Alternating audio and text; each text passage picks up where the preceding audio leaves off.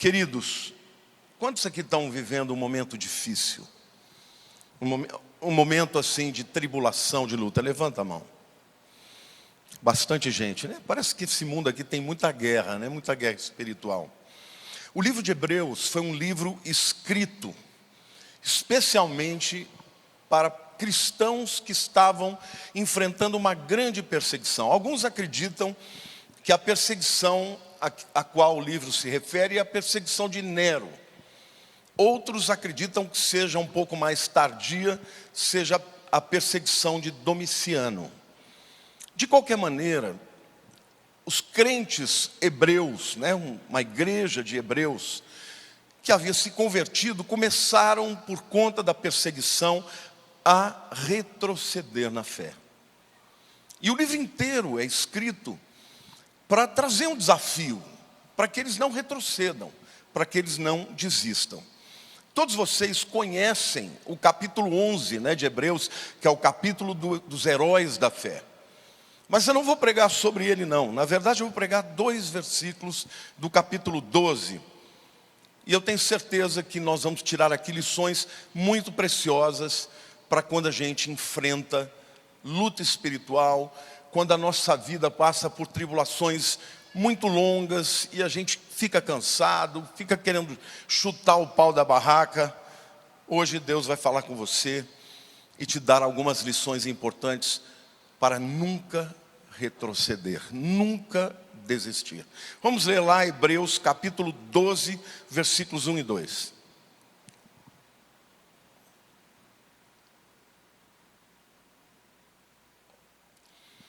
Portanto, também nós, visto que temos a rodear-nos tão grande nuvem de testemunhas, desembaraçando-nos de todo peso e de todo pecado que tenazmente nos assedia, corramos com perseverança a carreira que nos está proposta, olhando firmemente para o autor e consumador da fé, Jesus, o qual, em troca da alegria que lhe estava proposta, suportou a cruz, não fazendo caso da ignomínia, que é vergonha, e está sentado à destra do trono de Deus.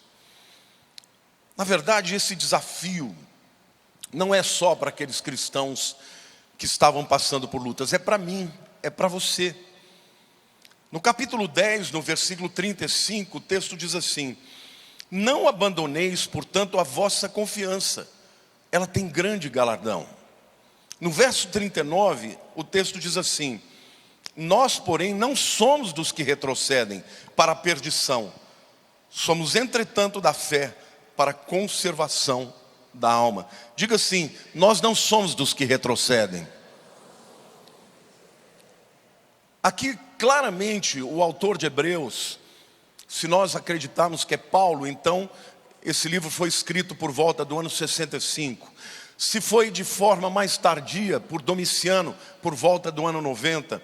Mas ele está dizendo de maneira clara aqui que os que retrocedem para a perdição. E nós não somos destes, mas somos daqueles que, pela fé, vamos conservar a nossa alma. Amém? Então, gente, quando a gente lê lá em Hebreus capítulo 11, que é o hall da fama dos cristãos, daqueles que perseveraram, que passaram por todo tipo de luta e se mantiveram na fé, este capítulo, ele de certa maneira deve ser um grande incentivo para todos nós. Mas nesses versos 1 e 2 de Hebreus 12, nós vamos ver algumas lições muito preciosas que podem ser aplicadas de maneira muito prática para nós. Amém? Quantos estão aqui dispostos a ouvir a palavra de Deus? Primeira lição, gente, é observar as testemunhas. O texto começa dizendo: portanto também nós, visto que temos a rodear-nos tão grande nuvem de testemunhas. Ora, que testemunhas são essas? São as do capítulo 11. Quando ele começa usando esse portanto, ele está ligando ao capítulo anterior. E o capítulo 11 fala de um monte de gente que foi provada e que perseverou até o fim.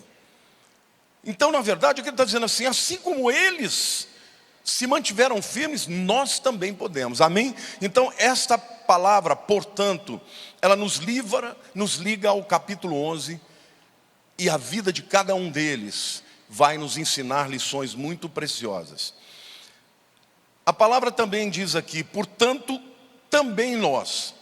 Esse também nos ensina que se a fé foi suficiente para eles, ela também é para nós. Diga assim: se foi suficiente para Abel, para Noé, para Moisés, para Josué, ela também é suficiente para mim. Amém?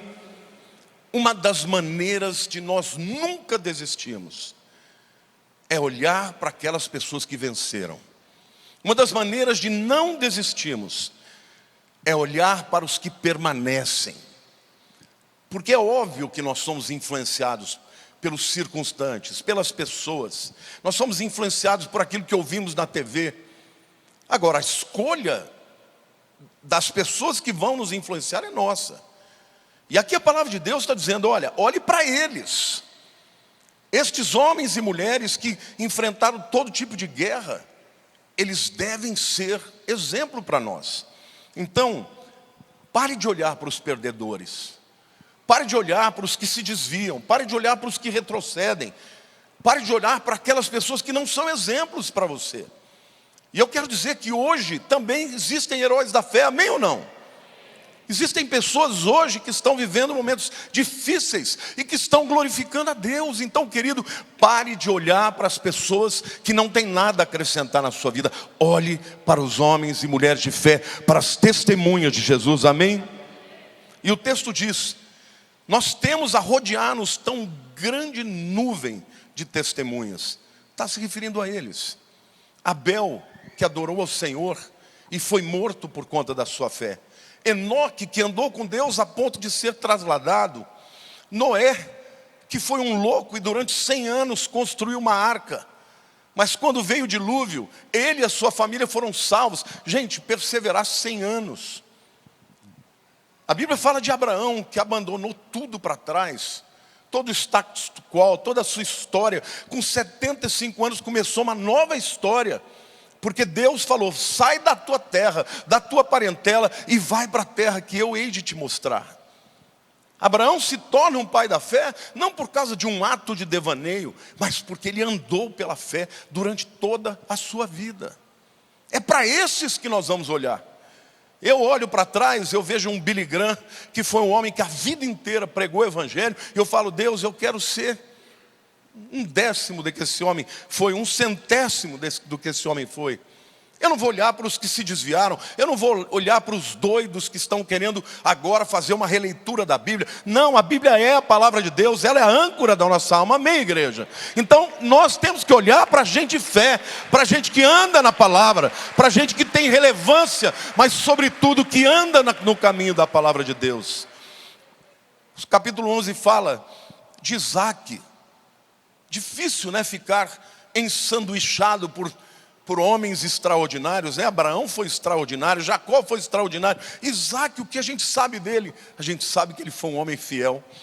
Ele não foi cheio de volúpia, não foi um homem como Jacó, né, corajoso, desejando a bênção, mas muitas vezes tomando decisões erradas. Isaac foi aquele homem que a vida inteira não desviou nem para a direita nem para a esquerda. Muitas pessoas me perguntam assim, de todos os seus pastores, quem é o pastor que você mais admira? Está aqui na minha frente, ó, esse aqui, ó, Zé Luiz. Zé Luiz, quem conhece o Zé Luiz? O Zé Luiz não é um homem cheio de, vamos dizer, eu nunca vi ele dar um grito. Eu nunca vi o Zé Luiz fazer nada de errado, para falar a verdade. Mas ele nunca se desvia, ele está sempre firme. Então, se eu tiver que colocar toda a minha vida na mão de um deles, seria nele. Porque eu sei que ele nunca foi influenciado por nada, por circunstâncias. Então tem lugar também para as pessoas que são, vamos dizer assim, cheias de volúpia, como eu, né? Um paroleiro, mas a Bíblia também elogia demais aqueles que são constantes. Gente, vamos olhar para as pessoas que têm uma história de vida, amém? Então a primeira lição que a gente vê, que a própria Bíblia nos ensina para nunca estarmos retrocedendo. É olhar para os que permaneceram firmes até o fim. Amém? Então, esses heróis não eram perfeitos, mas eles criam num Deus que era perfeito. Eles não eram invencíveis, mas eles criam e olhavam para um Deus invencível. Então nós também devemos observar homens e mulheres de fé, que permanecem durante a vida inteira, caminhando, seguindo a vontade de Deus. A segunda lição que eu vejo aqui nesse texto, o texto fala assim: desembaraçando-nos de todo peso e de todo pecado que tenazmente nos assedia. O verbo aqui é desembaraçar-se do peso extra. Bom, em primeiro lugar eu quero dizer que na vida existem embaraços. Quantos aqui já tiveram em alguma circunstância colocando toda a sua força, a sua inteligência, os seus esforços, o seu foco, fazendo tudo direito, mas de repente vêm obstáculos que são interpostos na sua vida e que embaraçam aquele negócio, aquela situação, a tua família? Quantos aqui já viveram isso? Saiba que isso faz parte da nossa vida, gente. O embaraço é algo que é colocado pelo inimigo para impedir que você cumpra o propósito de Deus na sua vida. Então, o interessante aqui é que o verbo está no gerúndio. E o que isso nos fala? Isso nos fala, gente, que o ato de desembaraçar é um ato contínuo. Ou seja, o inimigo vem contra você, coloca situações contra a sua vida, você luta, você vence, você se livra, aí para o resto da vida você está livre? Não. Daqui a pouco ele vai colocar outro. Não é verdade, irmãos? Então, nós temos que entender que nós vivemos neste mundo e temos um adversário que luta contra nós 24 horas por dia, 7 dias da semana.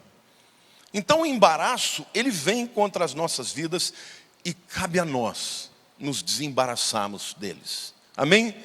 Porque são como pesos extras, né? E todo peso, o texto diz, desembaraçando-nos de todo peso e do pecado que tenazmente nos assedia. Eu quero dizer para vocês que há pesos, há embaraços que não são pecaminosos. Sim ou não? Quantos acreditam que existem embaraços na vida do crente que o impedem de correr melhor, mas que não são pecaminosos? Quantos creem nisso? Vou dar alguns para vocês. Trabalho demais. Trabalhar é bom? Mas e se for trabalho demais? É bom? Trabalho demais causa estresse, causa distúrbios nos relacionamentos. Pessoas que trabalham muito, via de regras, têm problemas com a família, com a mulher, com os filhos. Ficam estressadas. Quando você estressa demais, você perde performance. Deus, sabendo disso, Ele já criou num ciclo de 7 dias, um dia para o homem descansar. Porque se você não tiver descanso, o estresse vai começar a atrapalhar os outros dias em que você tem que produzir. Quer ver o que é mais? Prioridades erradas, né? Responsabilidades ou problemas que não são nossos. Tem gente que adora se envolver no problema dos outros. Sim ou não? Ah, pastor, quer dizer que eu não posso ajudar? Pode. Pode se Deus te mandar. Se Ele não te mandar, cai fora. Por quê? Porque tem coisas que cada pessoa tem que resolver por si mesmas. Então, esses são os embaraços, são os pesos extras, que muitas vezes nos impede de correr a carreira. E todo peso extra, meu irmão, em algum momento vai gerar estresse e vai te adoecer. Muitas vezes nós fazemos o que é urgente e abandonamos o que é importante. Ou então sofremos com problemas que não existem. Ansiedade. Ansiedade é o tipo de embaraço em que a pessoa começa a antecipar um problema que pode vir a acontecer. Ela paga a conta, sofre com aquilo e depois não acontece. Ah, mas e se acontecer? Cada dia basta o seu mal. Jesus diz, enfrenta a guerra que você tiver que enfrentar quando ela vier. Amém? Então, para você, meu irmão, correr uma carreira uma carreira de longa duração como a carreira cristã, você não pode ficar levando peso extra. Contudo, o texto diz que há pesos que são pecaminosos. Ele faz uma diferença clara de todo embaraço e de todo pecado que tenazmente nos assedia. Então, há pesos que são pecaminosos. Satanás é chamado na Bíblia de o tentador.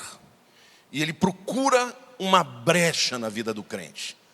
Um crente sem brechas está blindado.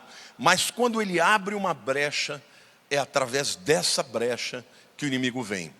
Então, pode ser uma área de fraqueza, pode ser um vício, pode ser áreas da sua vida que empoderam, o pecado e enfraquecem a espiritualidade, a comunhão com Deus, a vida de oração. E Satanás, embora ele não possa te matar, ele pode fazer de tudo para tornar a tua vida um inferno na terra. Então, meu querido, como podemos nos desembaraçar? Primeiro, decida. Decida, eu não vou querer viver uma vida derrotada, uma vida triste, uma vida amarrada pelo diabo. Eu vou querer andar na palavra de Deus. Eu vou querer andar olhando para o alvo que é Cristo. E Deus vai me dar vitória. Esta é a promessa que Jesus nos dá. Agora a decisão é tua, meu irmão. Deus te dá todos os parâmetros para que você entenda. Ele te dá todos os subsídios para que você seja vencedor. Mas a decisão é tua. Você fica claramente... O autor de Hebreus, ele está dizendo, decida. Deixe todo o peso extra, jogue para trás. Então, meu querido, como é que você vence? Lutando. Primeiro se desviando, Se desvia do pecado. Eu vou dizer uma coisa, eu fui uma pessoa, fui um jovem, que eu fiz de tudo que você imagina que era ruim. A rebelião em pessoa. Brigão, mas uma coisa eu nunca fiz.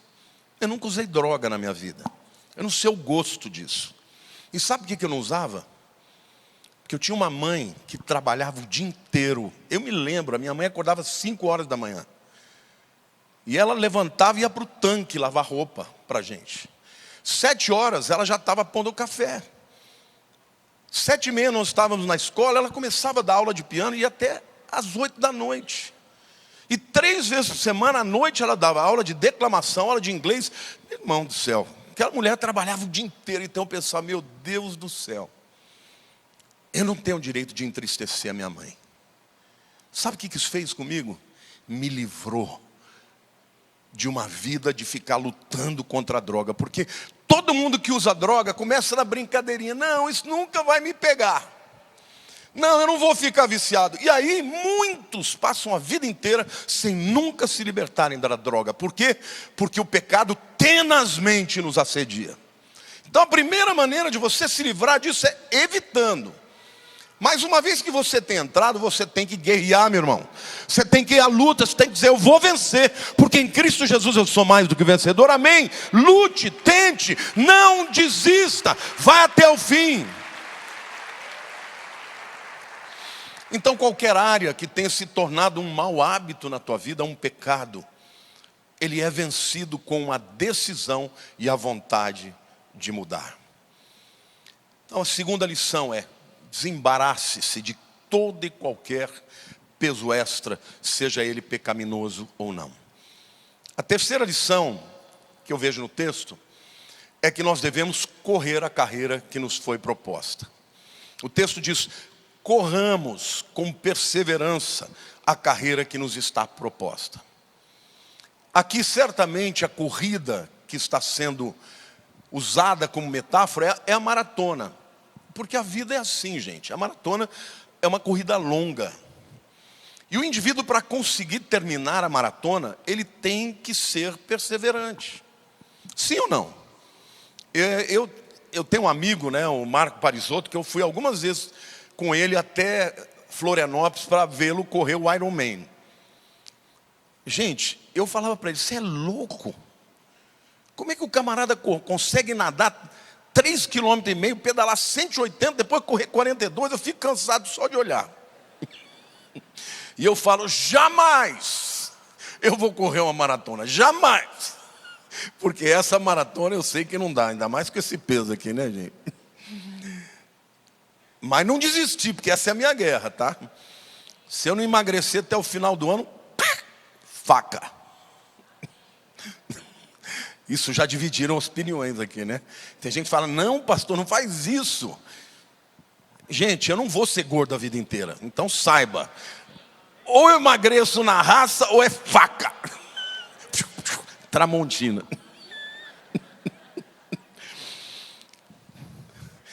Ainda mais para alguém que foi atleta, né? Que nadou, que jogou, virou essa coisa aqui. Corramos, o texto fala, a carreira da vida não é maratona. Gente, não é um tiro curto. Não é uma corrida de 100 metros. Você tem que aprender a dosar as forças. Eu acompanhei muito o Marco nos treinamentos. Então, tinha a ver com alimentação. Tinha que fazer alguns treinamentos de tiros mais rápidos, de correr 100 metros para dar força. Depois fazer corridas mais longas, até chegar o dia da corrida. E eu ficava orgulhoso. O camarada chegou no fim, cruzou a linha. O maratonista, mesmo que ele chegue andando, caindo, ele é um vitorioso, porque ele cruzou a linha. E eu quero declarar uma coisa para você, querido. Quando chegar o dia de você comparecer perante Deus, se você tiver corrido a vida cristã e cruzou a linha até o fim, você é mais do que vencedor. E a Bíblia diz que você vai receber a coroa da vida. Amém, irmãos? Mas tem que ser raçudo. Tem que ter perseverança. Sabe, não pode desistir, não pode ser suscetível. Ai, não vou mais, não quero mais. Ai, não vou naquela igreja, ninguém olha para mim. Não, o pastor não me cumprimentou. Ai, eu não vou. Eu vou até o fim. Amém ou não? Quantos podem dizer, eu vou até o fim? Mas não é fácil. Não é fácil ser crente, não. Por isso que tem que ter perseverança, porque muitos começam bem, mas terminam mal. Muitos começam e retrocedem. Muitos começam e se desviam. Por isso que Jesus diz, a porta que leva à salvação é estreita. Não existe nada na sua vida mais importante do que a sua alma. Então vá até o fim. Corra a carreira da vida cristã com perseverança até o fim. E o texto diz, corramos com perseverança a carreira que nos está proposta. Romanos 8:28 diz assim, sabemos que todas as coisas cooperam para o bem daqueles que amam a Deus, daqueles que são chamados segundo o seu propósito. O Deus onisciente, o Deus onipotente, o Deus que te criou, o Deus que proveu a salvação através do seu Filho, a sua vontade é que você vá até o fim como um cristão. Existem muitas escolhas que você pode fazer ao longo da vida, com quem eu me caso, que tipo de negócio eu vou fazer, qual é a profissão que eu vou fazer. Deus, Ele permite que você faça essas escolhas, mas todas elas têm que caminhar na direção do seu propósito. Que propósito é esse? É fazer de você alguém mais parecido com Jesus. Amém? Então, todas as coisas, nenhuma delas está fora disso, cooperam para o bem dos que amam a Deus. Essa palavra cooperar no grego é sinergia. Sinergel, né, para falar de maneira mais literal, mas é a palavra que gerou a palavra sinergia. Vem de ergon, que é trabalho, e sim, que é a preposição que fala junto de com. Sinfonia. O que é sinfonia? São vários sons em conjunto. Sinergia são vários esforços, vários trabalhos em conjunto. Quando uma empresa trabalha de maneira sinergética, os departamentos, eles todos trabalham independentemente, mas ao mesmo tempo, todos voltados para a mesma finalidade. E aqui a Bíblia diz que quando você ama Deus, todas as coisas vão trabalhar para te favorecer, para te impulsionar, para te levar a cumprir a carreira para a qual Ele te destinou. Amém? Então quem te propôs isso aí? Foi Deus. Aquele que chama é também o que capacita. Aquele que promete, Ele vai cumprir. Então qual é a minha parte, qual é a sua parte? É perseverar. Senhor, eu não sei o que está ali na frente. Se eu me desviar, me traz de volta. Essa é a minha oração todo dia.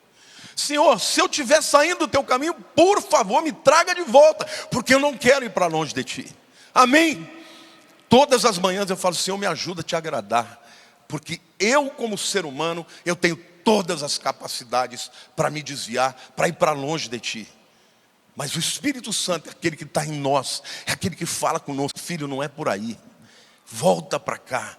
Olha, a minha vontade é essa. E Deus, Ele te dá tudo o que é necessário. E as circunstâncias, todas são favoráveis. Eu me lembro, essa história da pandemia, gente, foi uma coisa que eu vou levar para a minha vida como uma grande lição.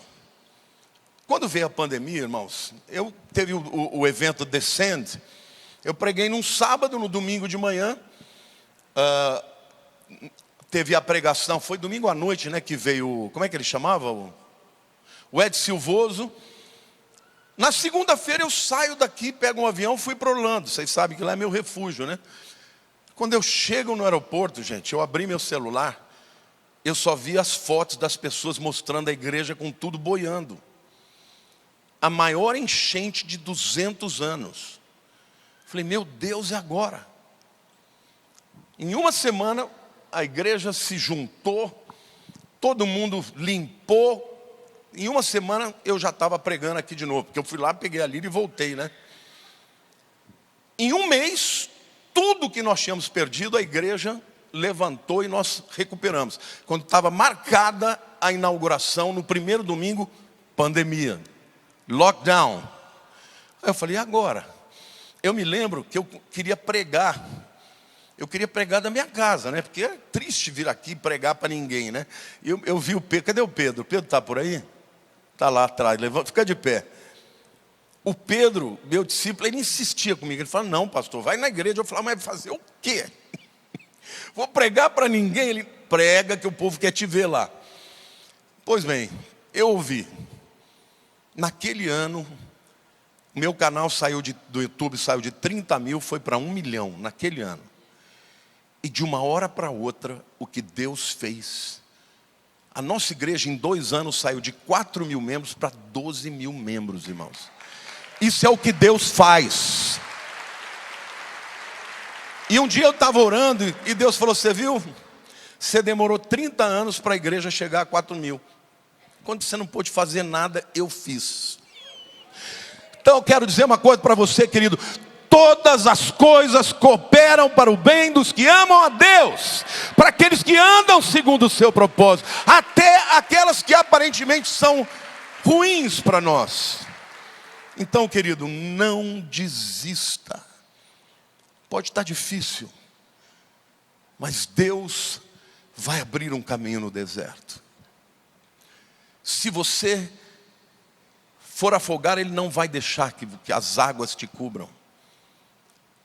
A Bíblia é muito clara, que até mesmo as circunstâncias adversas são importantes. Tiago fala, tende por motivo de toda alegria o passardes por muitas tribulações.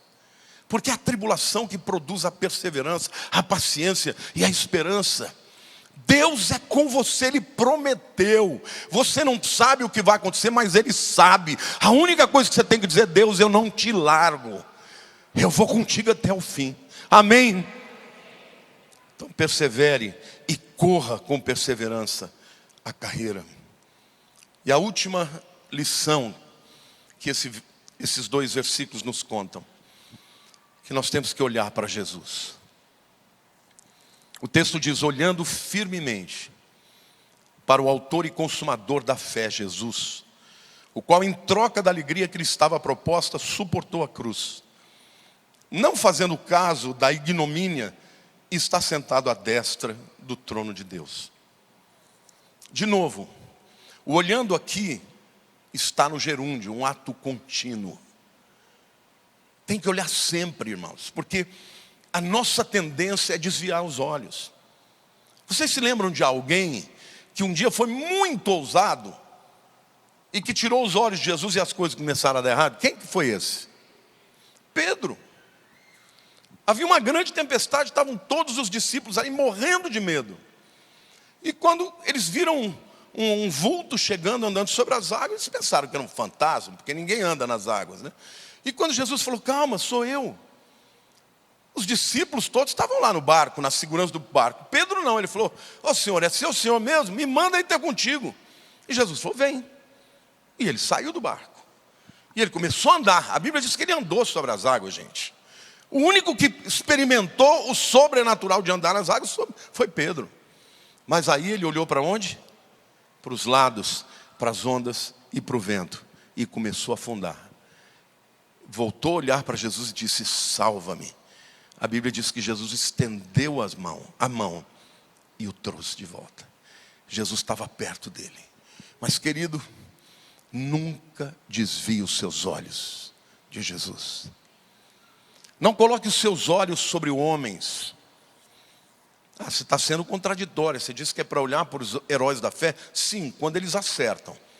Porque quando eles errarem, tira logo os olhos dele e olha para Jesus. Aliás, você pode olhar para os homens quando eles estiverem no caminho, né, no campo visual de quem está seguindo a Jesus.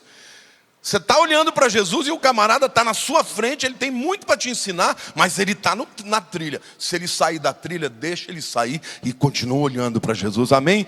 Então, olhando firmemente, de novo, não é uma atitude fortuita, é uma atitude definitiva, é para lá que eu olho, porque ele nunca vai me decepcionar, amém?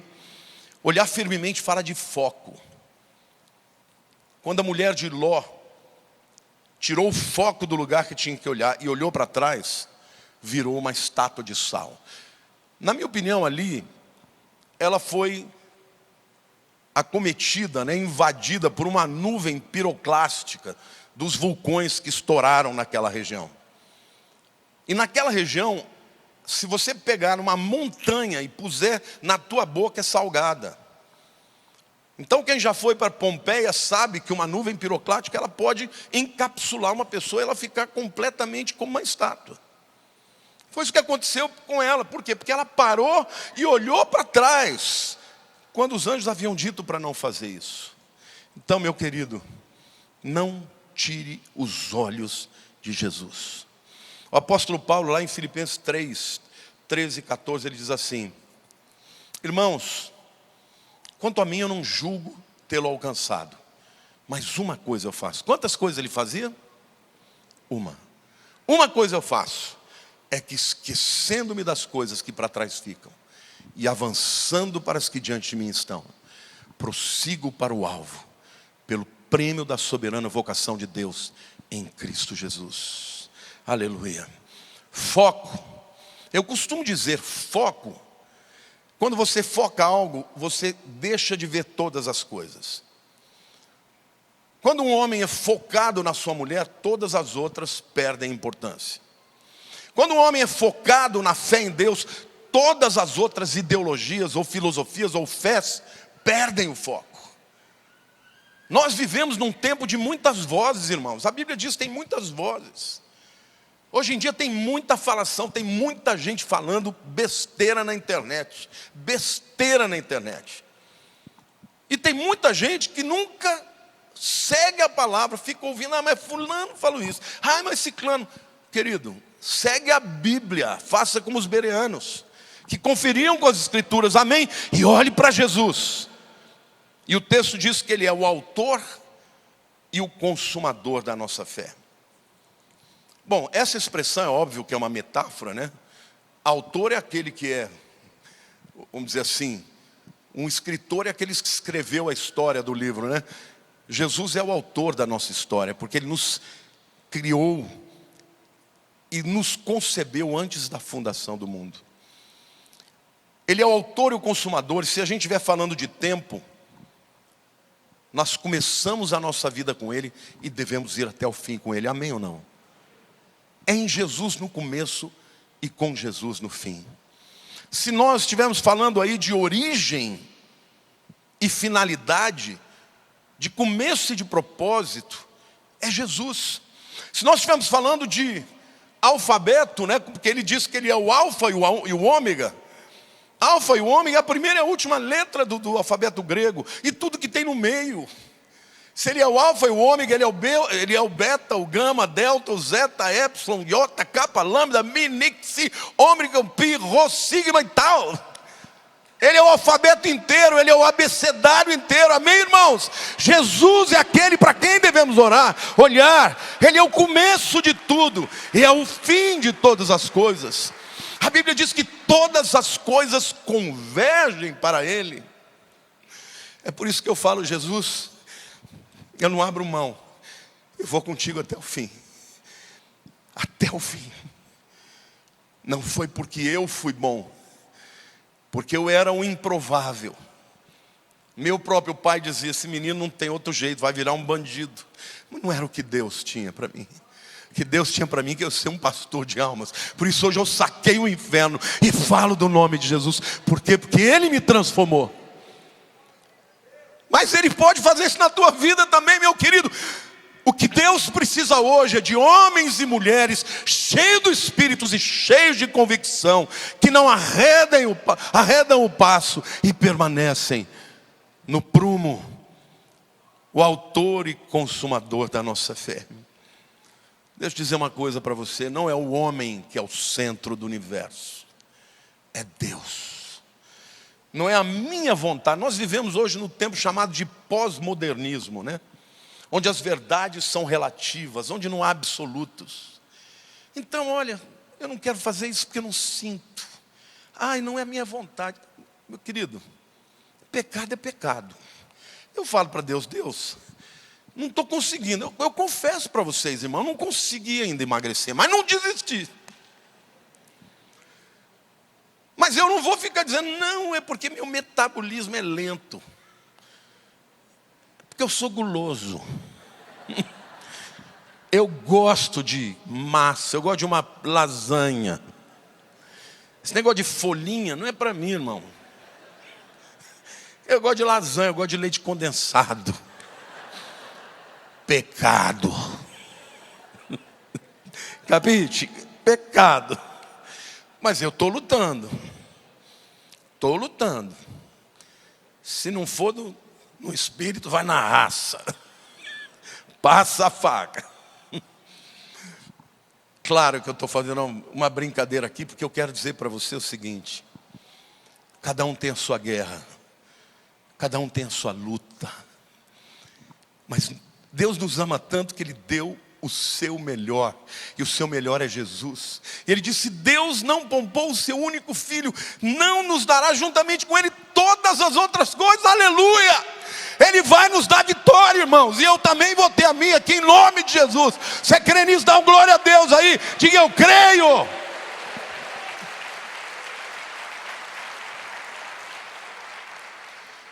Então quando você seguir a Jesus, decida seguir a Jesus, não porque você quer ser feliz, a felicidade verdadeira só existe quando nós estamos andando na vontade de Deus. Há caminhos que para o homem parecem direitos, mas que no final são caminhos de morte. A única maneira de vencer, meu irmão, é permanecer no centro da vontade de Deus. Por isso é tão importante olhar para Jesus. Porque apesar de ser Deus, Ele se tornou homem. Ele comeu a nossa comida, Ele falou a nossa língua, Ele foi tentado em tudo que nós somos tentados. Jesus foi tentado sexualmente, claro. Mas Ele venceu, amém ou não?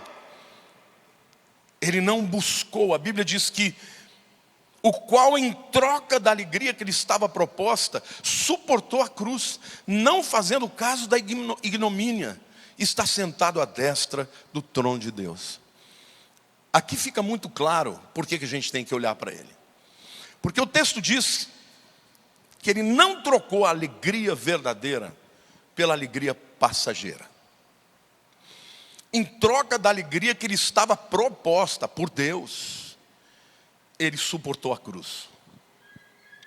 Muita gente desvia por causa da alegria momentânea, por causa daquele ímpeto de suprir alguma necessidade com algo que não vem de Deus.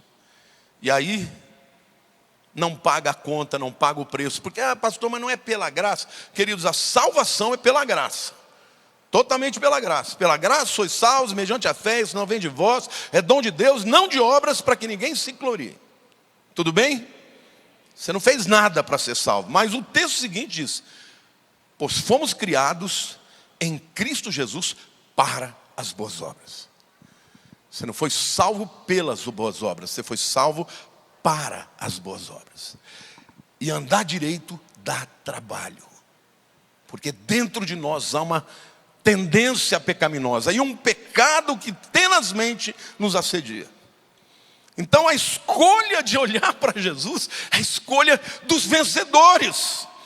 E o livro de Hebreus capítulo 11 fala de muitos vencedores. E aqui existem muitos vencedores. Gente que vai caminhar para Jesus. Se cair, levanta. Se machucar, espera a cura. Mas não olha para trás, não desiste e vai até o fim. Glória a Deus. Dá um glória a Deus aí, meu querido. Porque isso eu estou falando para você. Jesus não buscou a sua própria vontade, mas ele buscou a vontade do Pai. E ele suportou não só a dor física, a dor excruciante, né? Esse substantivo vem claramente da cruz. Ex, a partir da cruz. A dor mais lacinante que tem é essa. Mas não foi só isso. Foi a ignomínia, a vergonha. Foi a separação do Pai. Mas ele foi até o fim. E por isso, ele está à destra de Deus no lugar de poder e de autoridade. Eu quero dizer para você que o propósito de Deus na tua vida é que você também seja sentado num lugar de autoridade, num lugar de destaque, num lugar onde você vai ter, vou usar uma expressão comum hoje, lugar de fala. Quem passa por uma luta e a vence, tem lugar de fala, tem autoridade para falar. Jesus era assim, as pessoas diziam, ele não fala como os fariseus, ele fala como quem tem autoridade. Mas eu quero te dizer uma coisa, todos nós que dissemos sim para Jesus, podemos andar em direção a Ele e ter uma vida de vitória, porque quem está em Cristo Jesus é mais do que vencedor. Então a palavra de Deus para você, nunca desista. Vai haver momentos de queda? Sim. Vai haver momentos que você começa a desviar? Sim. Mas volte a olhar para Ele. Clame a Deus. Clama a mim e responder-te-ei e anunciar-te-ei coisas grandes e ocultas que não conheces.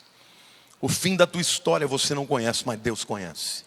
E o que Ele tem para você é uma vida de vitória. Queria que você fechasse seus olhos.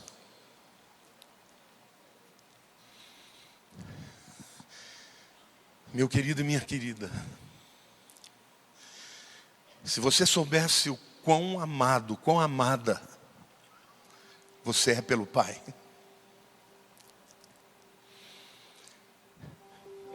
Não existe nada que nos atrai mais para Deus do que saber que Ele nos ama. Durante muitos anos da minha vida, eu não me senti amado. Mas um dia eu tive uma experiência com Deus. E Deus não me falou, eu senti o amor dEle. Um amor incondicional, um amor que nenhum sentimento pode expressar. E desde aquele dia, eu passei a olhar para Ele e viver para Ele. A vida nessa terra é muito passageira. Passa voando. A única coisa na tua vida que é eterna é a tua alma e o teu espírito. Hoje o Senhor está aqui. E Ele quer te receber na vida eterna. Então, se você entrou aqui ou está me vendo pela internet e está cansado de lutar sozinho, hoje Ele diz assim para você: eis-me aqui, vinde a mim, você que está cansado e oprimido, e eu te aliviarei.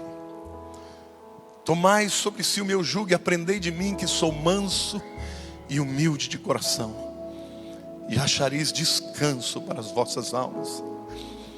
Querido, abre o teu coração, diga para Deus: Senhor, eu quero experimentar esse relacionamento de filho e pai. Quero sentir o teu amor, ter segurança em ti. Se há alguém aqui hoje que quer entregar a vida para Cristo, eu vou orar por você como alguém um dia orou pela minha vida. E eu quero que você levante a sua mão onde você estiver. A igreja fica com os olhos fechados.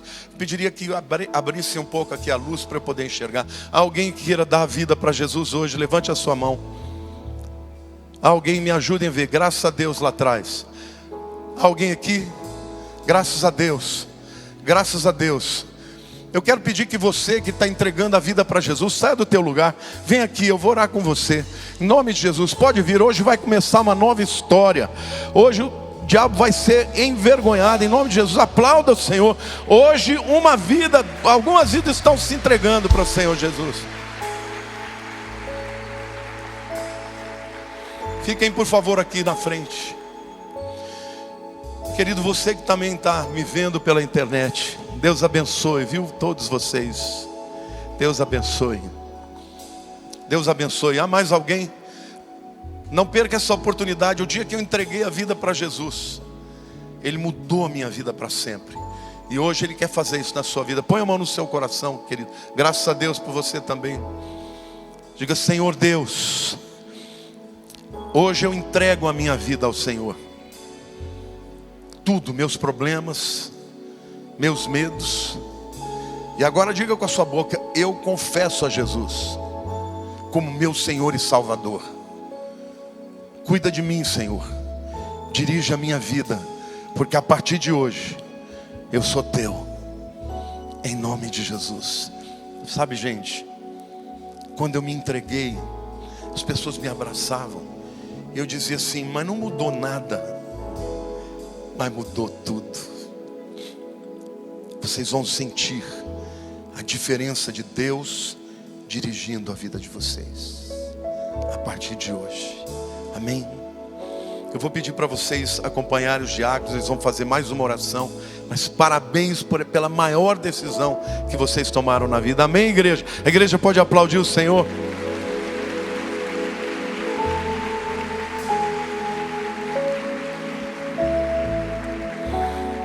Mas eu quero ainda orar pela sua vida. Fique com os olhos fechados.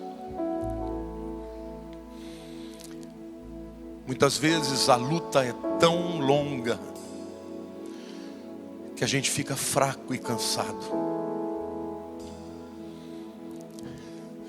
Algumas vezes dá vontade de desistir. Mas a Bíblia diz que Jesus deixa as 99 ovelhas no aprisco e vai buscar a 100ª.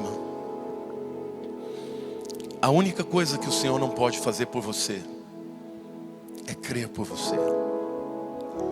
A decisão de permanecer é tua. Então você, querido, que hoje está enfrentando uma luta, que está cansado, que precisa de um renovo, eu queria pedir que você saísse do seu lugar e viesse aqui à frente, e eu vou orar pela sua vida. Talvez você não esteja querendo desistir, talvez só esteja cansado e precise de um renovo. Então saia do teu lugar, vem aqui, eu vou orar pela tua vida. Põe a mão no coração, querido. Senhor, agora eu oro para que a tua graça, a tua força, o teu favor, a tua misericórdia renove, Senhor. Renove a alma dos teus filhos. Senhor, sabemos que quando nascemos de novo, o nosso espírito é blindado, mas a nossa alma é campo de batalha, Senhor. Tantas lutas, temores, ansiedades. Ó Deus, Nós queremos agora declarar que o Senhor é mais do que vencedor. Quero declarar a tua fidelidade, Senhor. Então vem levantar o alquebrado, o abatido, fortalece os joelhos trôpegos, Senhor. Em nome de Jesus, renova. Espírito Santo, aviva-nos, ó Deus. Aviva-nos para que sejamos neste mundo, Senhor, homens e mulheres, Senhor, jovens, crianças, anciãos, cheios do teu Espírito, firmes, ó Deus, na tua promessa e com os olhos firmes em Jesus. Pai, eu te agradeço. Eu te agradeço por o renovo que está acontecendo na vida de cada um, Senhor. Querido, abra sua boca e diga obrigado, Senhor Jesus, pelo teu amor pela minha vida, pela tua fidelidade. Senhor, eu posso muitas vezes ser infiel, mas tu és fiel. Diga obrigado, Senhor. Eu entrego o meu coração, os meus sentimentos, a minha dor, a minha alma. Senhor, eu quero andar livre de todas as cadeias e amarras. Eu deixo todo o peso que me assedia, e eu olho firmemente, fala bem forte agora, eu olho firmemente para Jesus, o autor e consumador da minha fé. Eu permaneço com Ele até o fim. Amém. Aleluia. Deus te abençoe, meu querido.